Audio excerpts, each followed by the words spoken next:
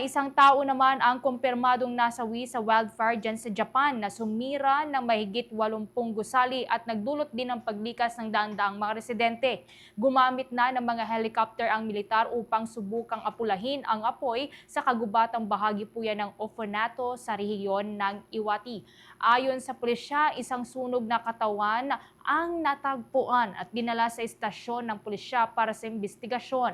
Tinataya na namang nasa 600 residente ang inilikas na, habang hindi bababa sa 84 na mga gusali ang napinsala. Sinabi naman ni Mayor Kiyoshi Fushigami na mahigit 600 ektarya ng lupa ang natupok, katumbas yan ng 3 beses ang laki ng Monaco. Nananatili namang hindi patiyak ang sanhi ng sunog, ngunit ayon sa alkalde, malalakas na hangin mula sa kanlurang bahagi ang nagpalawak pa ng apoy. Naitala ang halos 1,300 wildfire sa Japan mula noong 2023. Karamihan mula noong Pebrero hanggang Abril, kung kailan tuyo ang hangin at malakas ang bugso ng mga hangin.